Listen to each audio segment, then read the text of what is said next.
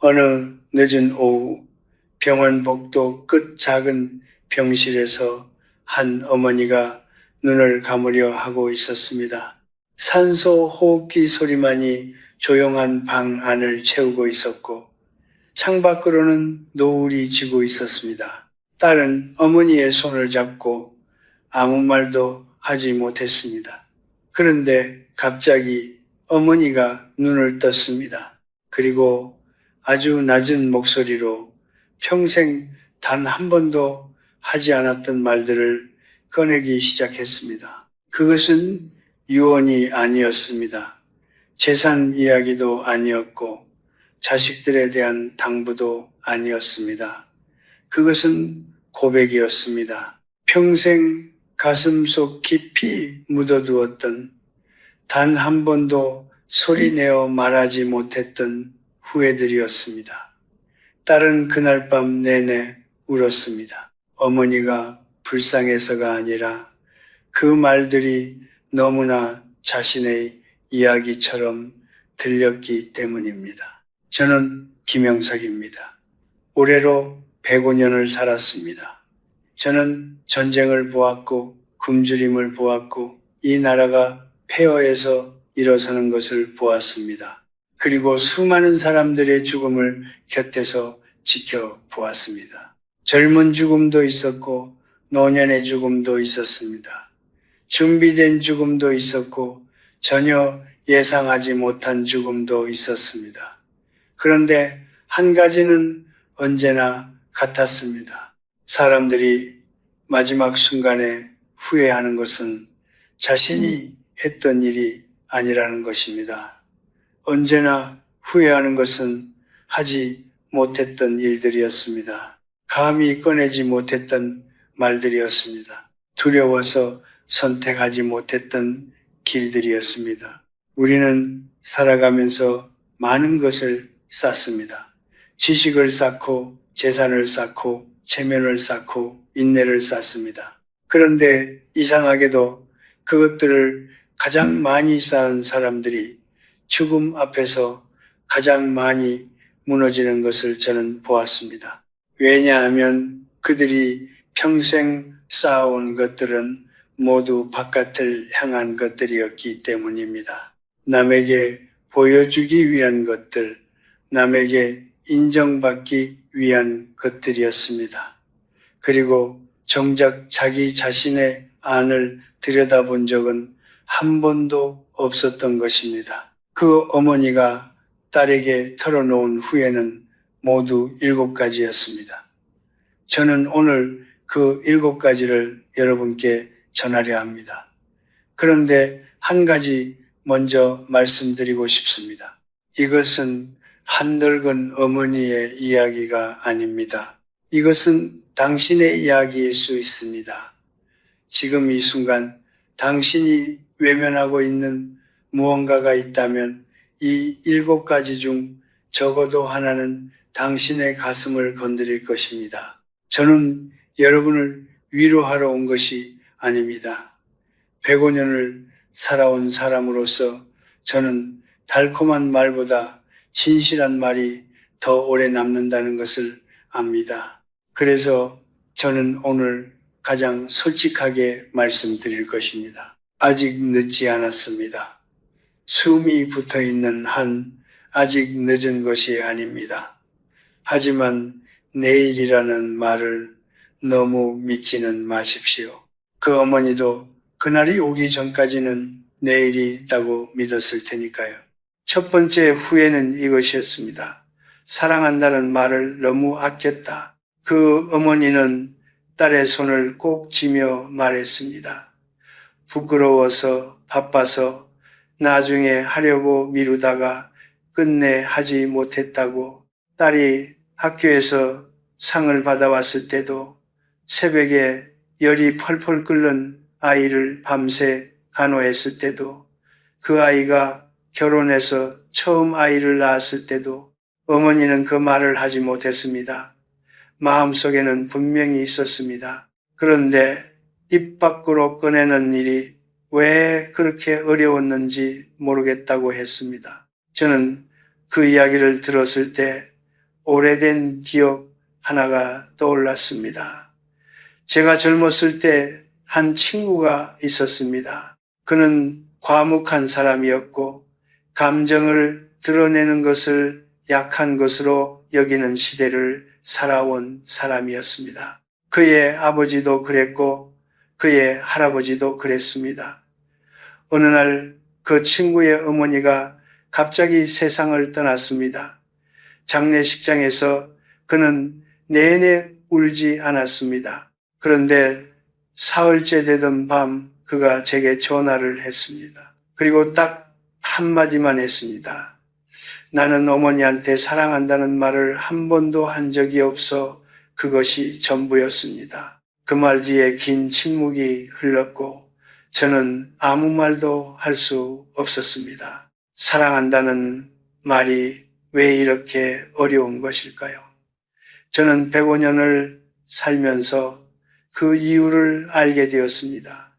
그것은 용기의 문제입니다. 사랑한다고 말하는 것은 내가 당신을 필요로 한다는 것을 인정하는 일입니다. 내가 당신 없이는 허전하다는 것을 고백하는 일입니다. 그것이 두렵습니다. 거절당할까봐, 약해 보일까봐, 혹은 그 말이 상대방에게 부담이 될까봐. 그래서 우리는 그 말을 가슴속에 넣어두고 대신 밥을 차리고 옷을 사다 주고 묵묵히 곁에 있는 것으로 대신합니다. 그런데 받는 사람은 모릅니다. 그 행동 뒤에 얼마나 큰 사랑이 숨어 있는지를 말하지 않으면 전해지지 않는 것들이 있습니다. 그것이 냉혹한 진실입니다. 지금 당신 곁에 사랑한다는 말을 아직 하지 못한 사람이 있습니까? 오늘 밤 그 말을 꺼내십시오. 완벽한 순간을 기다리지 마십시오. 완벽한 순간은 오지 않습니다. 지금 이 순간이 당신에게 남은 가장 완벽한 순간입니다. 두 번째 후회는 이것이었습니다. 하고 싶은 일을 끊임없이 미뤘다. 그 어머니는 평생 바다가 보고 싶었다고 했습니다. 제주도에 한번 가보는 것이 소원이었습니다. 그런데 아이들이 어릴 때는 돈이 없었고 아이들이 크고 나서는 시간이 없었고 시간이 생겼을 때는 몸이 따라주지 않았습니다. 그리고 결국 그 바다는 그녀가 눈을 감기 전까지 한 번도 보지 못한 채로 남았습니다. 저는 이것을 언젠가의 함정이라고 부릅니다. 우리는 얼마나 자주 이 말을 하는지 모릅니다. 언젠가 여행을 가야지. 언젠가 그 사람에게 연락을 해야지. 언젠가 내가 하고 싶은 일을 시작해야지. 그 언젠가는 달력에 없는 날입니다. 그것은 존재하지 않는 날입니다. 제가 40살이었을 때 저도 그랬습니다. 저는 언젠가 글을 쓰겠다고 생각했습니다. 언젠가 아내와 둘이서만 조용히 여행을 가겠다고 생각했습니다.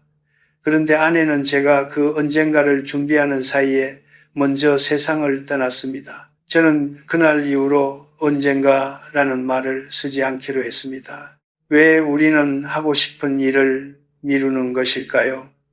단순히 게으름 때문만은 아닙니다. 그 뒤에는 두려움이 있습니다. 시작했다가 실패할까봐 두렵습니다. 남들이 비웃을까봐 두렵습니다. 혹은 너무 늦었다는 생각에 시작 자체가 부끄럽게 느껴지는 것입니다. 그래서 우리는 언젠가라는 말로 그 두려움을 덮어둡니다. 미룬 것이 아니라 준비 중인 것처럼, 포기한 것이 아니라 기다리는 것처럼.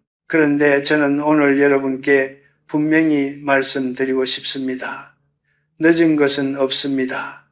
다만 시작하지 않은 것이 있을 뿐입니다. 제가 처음으로 책을 낸 것은 제 나이 60이 넘어서였습니다. 처음으로 혼자 먼 길을 걸어본 것은 70이 넘어서였습니다. 세상은 당신이 몇 살에 시작하는지를 기억하지 않습니다. 당신이 시작했다는 사실만을 기억합니다. 그리고 무엇보다 중요한 것은 당신 자신이 기억한다는 것입니다. 마지막 순간에 나는 그것을 해봤다고 말할 수 있는 것과 끝내 하지 못했다고 말하는 것 사이에는 평생이 걸어온 무게만큼의 차이가 있습니다. 오늘 당장 그 첫걸음을 내디디십시오. 아주 작아도 됩니다. 여행지를 검색하는 것이어도 됩니다. 오래 연락하지 못한 사람에게 문자 한 통을 보내는 것이어도 됩니다. 중요한 것은 언젠가를 오늘로 바꾸는 일입니다. 그 어머니가 끝내보지 못한 바다를 당신은 볼 수 있습니다. 아직 숨이 붙어 있는 한. 세 번째 후회는 이것이었습니다. 남의 시선을 너무 두려워했다. 그 어머니는 평생 남들이 어떻게 볼까를 먼저 생각했다고 했습니다. 어떤 옷을 입을 때도, 어떤 말을 할 때도, 어떤 선택을 할 때도 항상 먼저 생각한 것은 자신이 원하는 것이 아니라 남들이 어떻게 볼 것인가 하는 것이었습니다. 그렇게 살다 보니 어느 순간 자신이 진짜 무엇을 원하는지조차 모르게 되어버렸다고 했습니다. 50이 넘어서 문득 거울을 보았을 때 거울 속에 있는 사람이 낯선 사람처럼 느껴졌다고 했습니다. 평생 남을 위해 만들어 온 얼굴이었지 자신의 얼굴이 아니었습니다. 저는 그 이야기를 듣고 깊이 공감했습니다. 우리가 살아온 시대는 개인보다 집단을 앞세우는 시대였습니다. 체면을 지키는 것이 미덕이었고 눈치를 보는 것이 지혜로 여겨졌습니다. 남들과 다른 것은 위험한 것이었고 자신의 감정을 솔직하게 드러내는 것은 미성숙한 것으로 취급받았습니다. 그래서 우리는 어릴 때부터 자신을 숨기는 법을 배웠습니다. 울고 싶어도 참는 법, 싫어도 좋은 척하는 법, 힘들어도 괜찮다고 말하는 법을 배웠습니다. 그런데 그 훈련이 너무 철저했던 나머지 나중에는 자신이 진짜로 무엇을 느끼는지조차 알 수 없게 되어버린 것입니다. 저는 젊었을 때 철학을 가르쳤습니다. 그 시절에 한 학생이 저에게 이런 질문을 한 적이 있습니다. 교수님, 자유란 무엇입니까? 저는 그때 여러 가지 철학적인 답을 늘어놓았습니다. 그런데 지금 그 질문을 받는다면 저는 이렇게 대답할 것입니다. 자유란 남의 시선으로부터 벗어나는 것입니다. 남이 나를 어떻게 볼까를 더 이상 두려워하지 않는 것, 그것이 진정한 자유의 시작입니다. 그리고 그 자유는 나이가 들수록 더 귀해집니다. 왜냐하면 나이가 들수록 우리에게 남은 시간이 줄어들고 그 줄어드는 시간 속에서 남의 눈치를 보며 낭비할 여유가 없기 때문입니다. 생각해 보십시오. 당신이 오늘 두려워하는 그 시선들, 그 사람들이 과연 당신의 마지막 순간에 곁에 있어줄 사람들입니까? 당신의 장례식에서 진심으로 슬퍼해줄 사람들입니까? 그렇지 않다면 그들의 시선이 당신의 인생을 결정하게 내버려 두어서는 안 됩니다. 체면은 지키는 것이 아닙니다.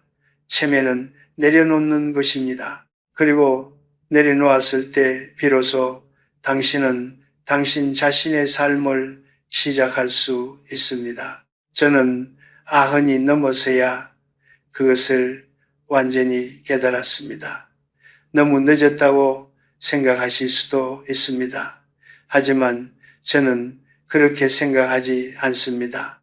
늦게 깨달은 것이 깨닫지 못한 것보다 언제나 낫습니다. 오늘 이 순간 당신이 남의 시선 때문에 하지 못하고 있는 일이 있다면 한 번만 자신에게 물어보십시오.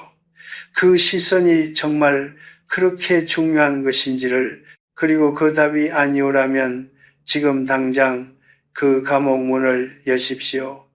열쇠는 언제나 당신 손안에 있었습니다. 네 번째 후회는 이것이었습니다. 용서를 너무 늦게 했다. 그 어머니에게는 언니가 있었습니다. 두 사람은 한때 세상에서 가장 가까운 사이였습니다. 어린 시절 가난 속에서도 서로 의지했고 전쟁의 두려움 속에서도 손을 잡고 버텼습니다. 그런데 어느 날 작은 오해 하나가 생겼습니다. 정확히 무엇이 문제였는지 지금은 기억도 나지 않는다고 했습니다. 그 작은 오해가 말다툼이 되었고, 말다툼이 상처가 되었고, 상처가 거리가 되었습니다. 두 사람은 서로 먼저 연락하기를 기다렸습니다. 그렇게 1년이 지나고 5년이 지나고 15년이 지났습니다. 그리고 어느 날 전화 한 통이 왔습니다.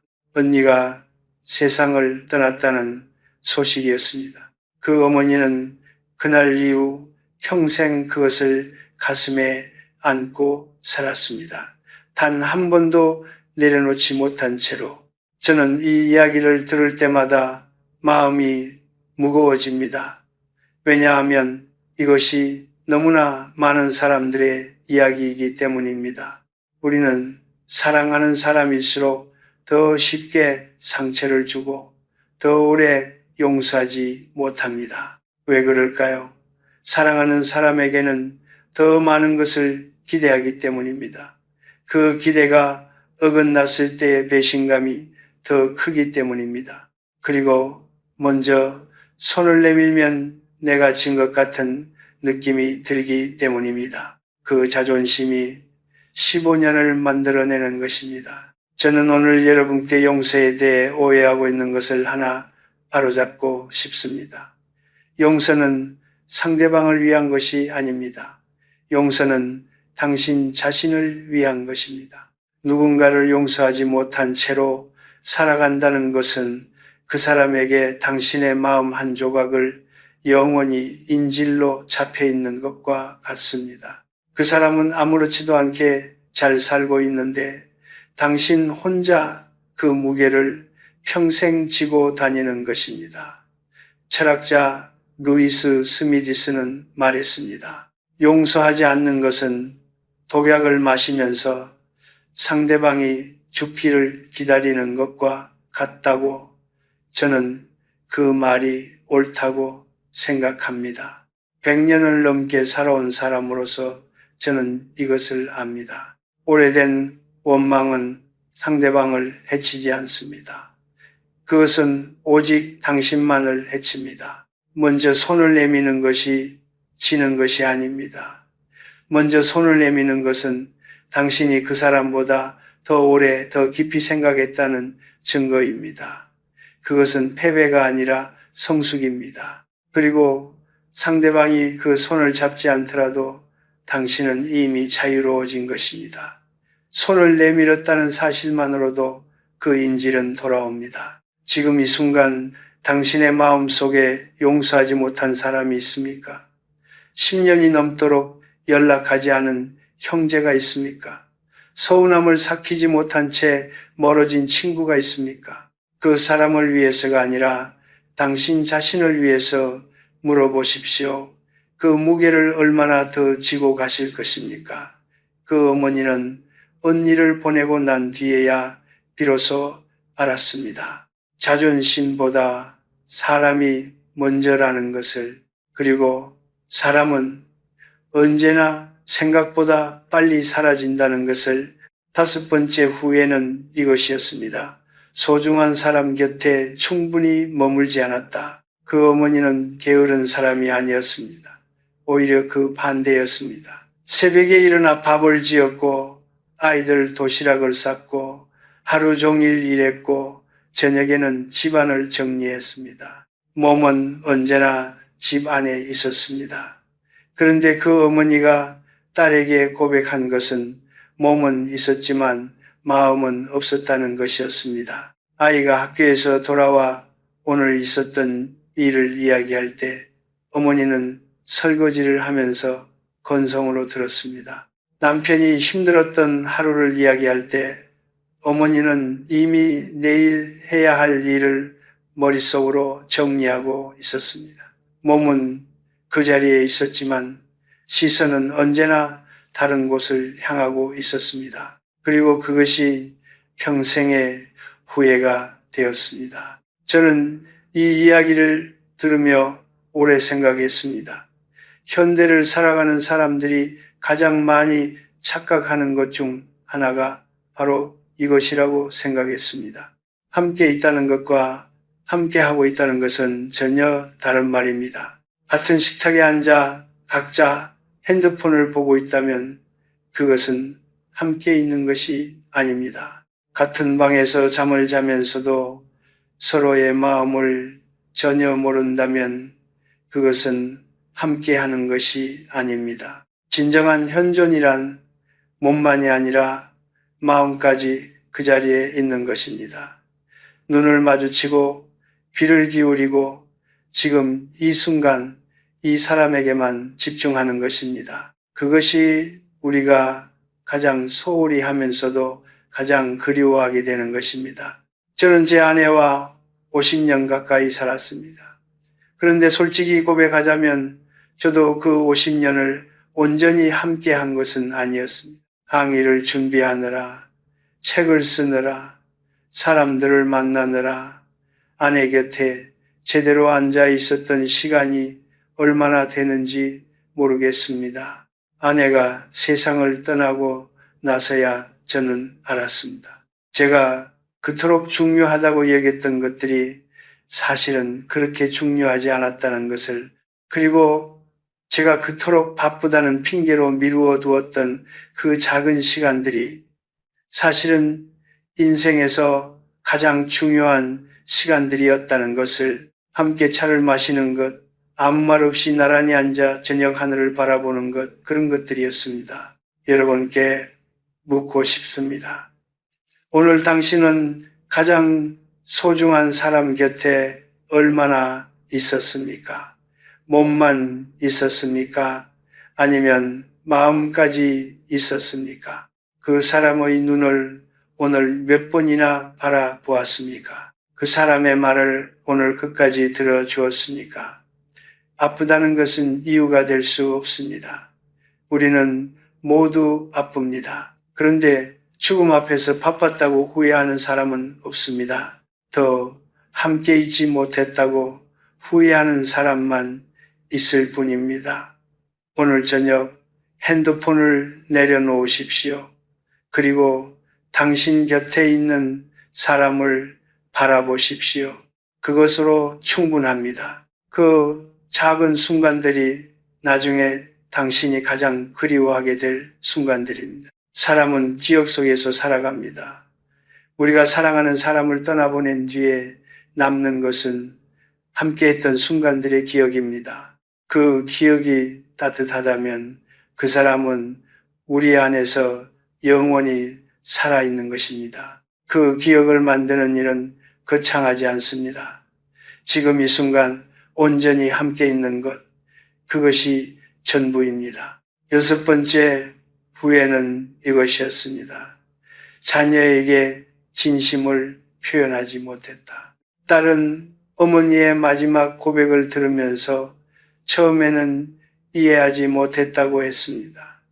어머니는 평생 자식들을 위해 모든 것을 희생한 분이었습니다. 자신은 낡은 옷을 입으면서 자식들 옷을 사줬고, 자신은 맛있는 것을 못 먹으면서 자식들 밥상을 차렸습니다. 그런 어머니가 왜 진심을 표현하지 못했다고 후회하는지 딸은 처음에는 이해할 수 없었습니다. 그런데 어머니의 말을 끝까지 들으면서 딸은 비로소 알았습니다. 어머니가 표현하지 못한 것은 희생이 아니었습니다. 그것은 언어였습니다.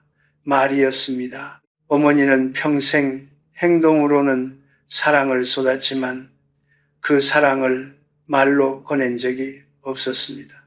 네가 있어서 엄마는 행복했어. 네가 자랑스러워. 힘들었지. 엄마가 미안해.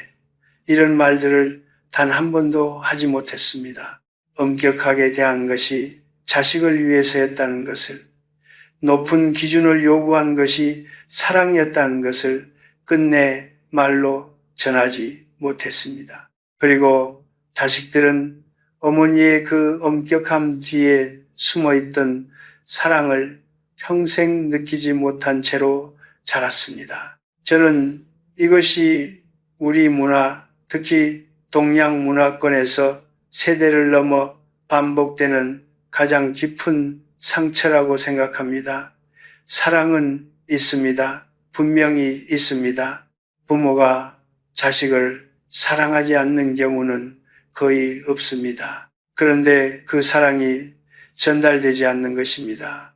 왜냐하면 우리는 감정을 언어로 표현하는 훈련을 받지 못했기 때문입니다. 사랑한다는 말은 약한 것, 칭찬은 아이를 버릇없게 만드는 것, 감정을 드러내는 것은 부끄러운 것이라고 배웠기 때문입니다. 그래서 사랑은 침묵 속에 갇혀버렸습니다. 그리고 그 침묵이 자식의 가슴 속에 평생 지워지지 않는 상처로 남았습니다. 제가 오랜 세월 동안 많은 사람들을 만나면서 알게 된 것이 있습니다. 어린 시절에 부모에게 충분한 사랑을 표현으로 받은 사람과 그렇지 못한 사람은 어른이 되어서도 차이가 납니다. 자신을 사랑받을 자격이 있는 사람이라고 느끼는 사람과 그렇지 않은 사람의 차이입니다. 그것은 성격의 문제가 아닙니다. 표현의 문제입니다. 당신이 자녀에게 아무리 많은 것을 해 주어도 그것이 말로 전달되지 않으면 자녀는 사랑받는다는 느낌을 온전히 받지 못할 수 있습니다. 행동과 말 둘 다 필요합니다. 지금 이 글을 읽고 계신 분들 중에 자녀가 있는 분이 계십니까? 마지막으로 자녀에게 사랑한다고 말한 것이 언제입니까? 마지막으로 자녀의 눈을 바라보며 네가 자랑스럽다고 말한 것이 언제입니까? 기억이 나지 않는다면 오늘이 그날이 되어야 합니다. 자녀가 몇 살이든 상관없습니다. 20살이어도 40살이어도 부모에게 그 말을 듣고 싶지 않은 자식은 없습니다. 그 어머니가 끝내 하지 못한 그 말을 당신은 오늘 할 수 있습니다. 아직 늦지 않았습니다. 그리고 그 말 한마디가 당신 자녀의 인생을 조금 더 따뜻하게 만들 수 있습니다. 사랑은 마음속에만 있을 때는 사랑이 아닙니다. 밖으로 나왔을 때 비로소 사랑이 됩니다. 그것을 꺼내는 용기, 그것이 부모로서 자녀에게 줄 수 있는 가장 큰 선물입니다. 7번째 후회는 딸이 가장 예상하지 못했던 것이었습니다. 앞선 6가지는 어느 정도 짐작할 수 있는 것들이었습니다. 말하지 못한 사랑, 미루어둔 꿈, 용서하지 못한 시간들, 그런 것들이었습니다. 그런데 어머니가 마지막으로 꺼낸 말은 달랐습니다. 어머니는 딸의 손을 꼭 쥐고 아주 낮은 목소리로 말했습니다. 나는 평생 나 자신에게 단 한 번도 친절하지 않았어. 딸은 그 말의 의미를 처음에는 이해하지 못했습니다. 그토록 강하고 헌신적으로 살아온 어머니가 자신에게 가혹했다는 것이 무슨 뜻인지 몰랐습니다. 그런데 어머니의 말을 끝까지 듣고 난 뒤 딸은 오래 울었습니다. 어머니는 이렇게 말했습니다. 평생 무언가를 잘못했을 때 스스로를 용납한 적이 없었다고 했습니다. 밥을 태우면 하루 종일 자책했고 아이에게 소리를 지르고 나면 며칠씩 자신을 나쁜 어머니라고 몰아붙였습니다. 남편에게 상처가 될 말을 했을 때는 혼자 방 안에서 가슴을 쥐어뜯으며 왜 그랬냐고 자신을 꾸짖었습니다. 누군가 자신을 비판하면 그 말을 몇 년씩 가슴에 담아두고 반복해서 곱씹었습니다. 그렇게 평생을 살았습니다. 남에게는 이해를 베풀면서 정작 자기 자신에게는 한 번도 그 이해를 허락하지 않았습니다. 그리고 죽음을 앞에 두고 나서야 비로소 깨달았습니다. 그것이 자신에게 저지른 가장 큰 폭력이었다는 것을 저는 이 7번째 후회가 앞선 6가지를 모두 품고 있다고 생각합니다. 사랑한다는 말을 하지 못한 것도, 하고 싶은 일을 미룬 것도, 남의 시선을 두려워한 것도, 용서를 늦게 한 것도, 곁에 머물지 못한 것도, 진심을 표현하지 못한 것도, 그 모든 것의 뿌리에는 하나의 공통된 것이 있습니다. 자기 자신을 충분히 사랑하지 못했다는 것입니다. 자신이 사랑받을 자격이 있는 사람이라는 것을 믿지 못했다는 것입니다. 그래서 늘 자신을 뒤로 미루었습니다. 늘 자신보다 남을 먼저 생각했습니다. 그것이 미덕처럼 느껴졌지만 사실은 자기 자신을 향한 끊임없는 폭력이었습니다. 저는 오랜 세월 동안 많은 사람들이 자기 자신에게 가하는 가혹함을 지켜보았습니다. 그리고 그것이 얼마나 조용하고도 깊은 상처를 남기는지를 알게 되었습니다. 우리는 남이 우리를 비판하면 상처를 받는다고 생각합니다. 그런데 사실 가장 깊은 상처는 우리 자신이 우리에게 가하는 것입니다. 왜냐하면 남의 비판은 잊힐 수 있지만 우리 자신의 목소리는 잠들기 전에도, 새벽에 눈이 떠졌을 때도, 혼자 밥을 먹을 때도 언제나 우리 곁에 있기 때문입니다. 그 목소리가 항상 너는 부족해, 너는 충분하지 않아, 너는 왜 그것밖에 못하니라고 말한다면 그것은 하루도 쉬지 않고 계속되는 고문입니다. 저는 젊었을 때 완벽주의자였습니다. 강의 하나를 준비할 때도 수십 번을 고쳤었고 책 한 권을 낼 때도 끝없이 부족함을 느꼈습니다. 누군가 제 글에서 오류를 발견하면 그것이 아무리 사소한 것이어도 며칠씩 잠을 이루지 못했습니다. 저는 그것이 성실함이라고 생각했습니다. 그런데 나이가 들면서 알게 되었습니다. 그것은 성실함이 아니었습니다. 그것은 두려움이었습니다. 완벽하지 않으면 사랑받지 못할 것이라는 두려움, 실수를 하면 자격을 잃을 것이라는 두려움이었습니다. 그 두려움이 저를 끊임없이 채찍질했고 저는 그것을 미덕으로 착각하고 살았습니다.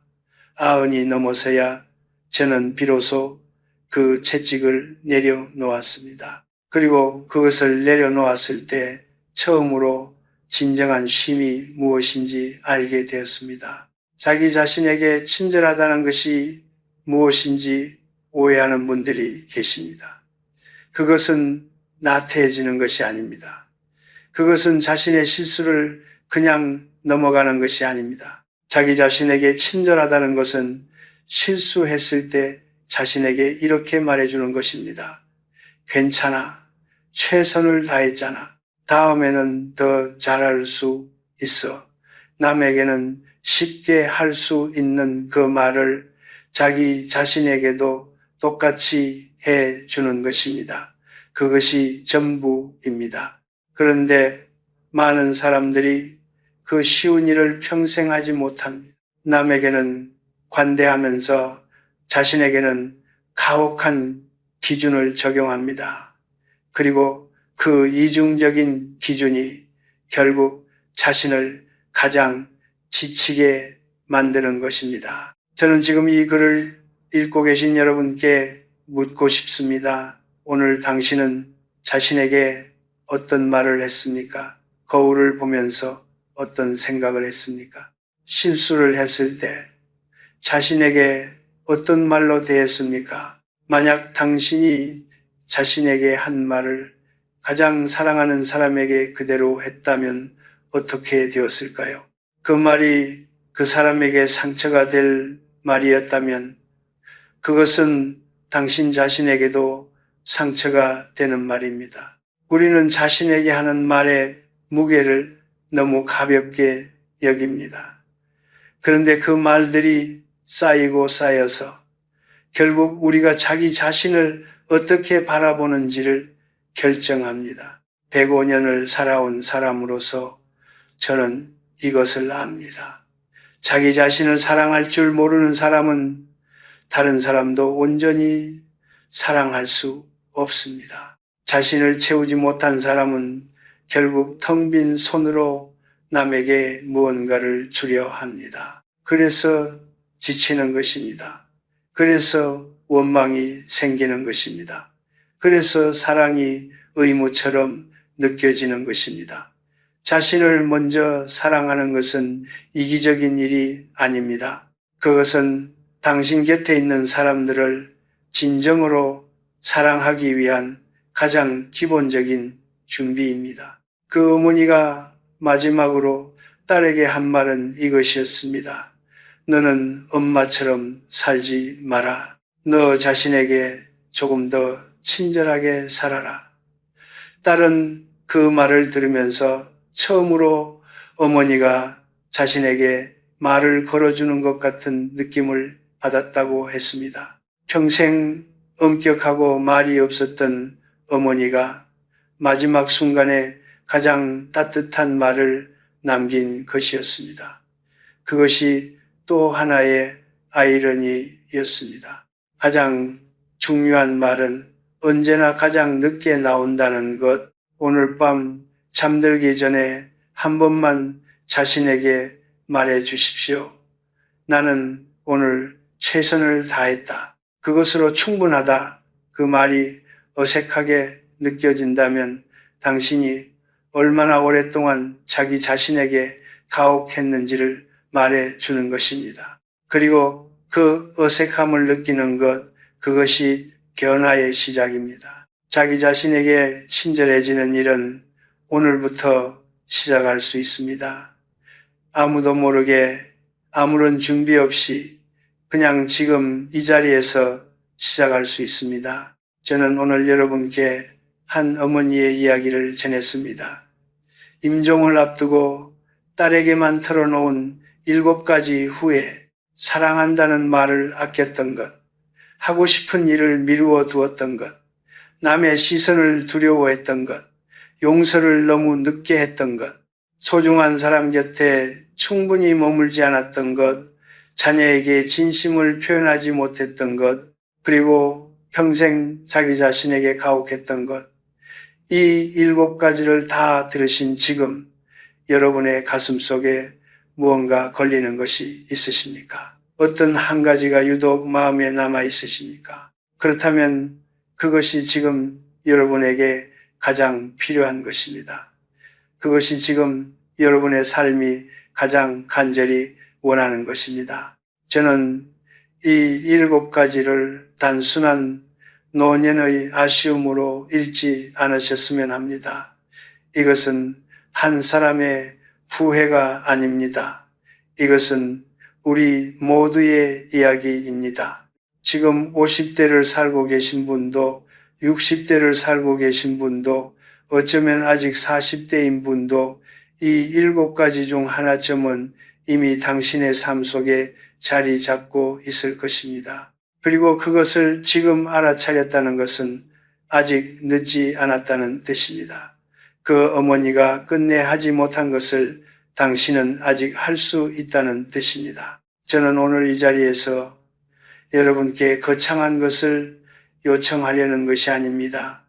인생을 완전히 바꾸라고 말씀드리려는 것도 아닙니다. 저는 다만 한 가지만 부탁드리고 싶습니다. 오늘 딱 하나만 바꿔보십시오. 오래전부터 하지 못했던 말이 있다면 오늘 그 말을 하십시오. 오랫동안 연락하지 못한 사람이 있다면 오늘 그 사람에게 전화를 하십시오. 오래 미루어 두었던 일이 있다면 오늘 그 첫걸음을 내디디십시오. 오늘 밤 잠들기 전에 자기 자신에게 수고했다고 말해 주십시오. 딱 하나만 하십시오. 그 하나가 시작입니다. 그리고 그 시작이 나중에 당신이 가장 잘한 일이 될 수 있습니다. 인생은 요란한 축제가 아닙니다. 저는 105년을 살면서 그것을 배웠습니다. 인생은 조용한 연속입니다. 매일 아침 눈을 뜨고 밥을 먹고 사람을 만나고 잠이 드는 그 반복 속에 삶의 진짜 의미가 숨어 있습니다. 화려한 순간이 삶을 아름답게 만드는 것이 아닙니다. 아무도 기억하지 않는 평범한 하루하루가 쌓이고 쌓여서 한 사람의 인생이 됩니다. 그래서 중요한 것은 오늘 하루입니다. 지금 이 순간입니다. 저는 제 나이 105세에도 매일 아침 일어나서 창문을 엽니다. 차가운 공기가 들어오면 그것을 깊이 들이마십니다. 그리고 생각합니다. 오늘 하루도 살아있다는 것을, 그것이 얼마나 단순하고도 놀라운 일인지를 젊었을 때는 몰랐습니다. 살아있다는 것이 선물이라는 것을, 숨을 쉴 수 있다는 것이 이미 충분하다는 것을, 그런데 이 나이가 되어보니 그것이 보입니다. 아침 햇살이 창에 닿는 것, 멀리서 새소리가 들리는 것, 따뜻한 차 한 잔을 손으로 감싸 쥐는 것, 이 모든 것이 전에는 당연한 것들이었는데 지금은 모두 감사한 것들입니다. 나이가 든다는 것은 잃는 것이 아닙니다. 보이지 않던 것들이 보이기 시작하는 것입니다. 그 어머니는 딸에게 7가지 후회를 털어놓은 뒤 한참 동안 눈을 감고 있었다고 합니다. 딸은 아무 말도 하지 못한 채 그저 어머니의 손을 꼭 쥐고 있었습니다. 그리고 한참 뒤에 어머니가 다시 눈을 떴습니다. 그리고 아주 희미하게 미소를 지으며 말했습니다. 그래도 좋은 삶이었어. 너를 낳은 것, 그것 하나만으로도. 딸은 그 말을 들으면서 평생 처음으로 어머니의 진심을 온전히 느꼈다고 했습니다. 그 짧은 한마디 안에 평생 표현하지 못했던 모든 사랑이 담겨 있었기 때문입니다. 저는 그 이야기를 전해 들으면서 오래 생각했습니다. 사람이 마지막 순간에 남기는 말은 그 사람이 살아온 모든 것보다 무거울 때가 있습니다. 왜냐하면 마지막 순간에는 더 이상 꾸밀 것이 없기 때문입니다. 더 이상 체면을 차릴 필요가 없고 더 이상 두려워할 것도 없기 때문입니다. 그래서 마지막 말은 가장 진실합니다. 그리고 그 진실이 살아있는 사람들의 가슴 속에 오래 남습니다. 여러분, 저는 오늘 여러분께 이 질문을 드리고 싶습니다.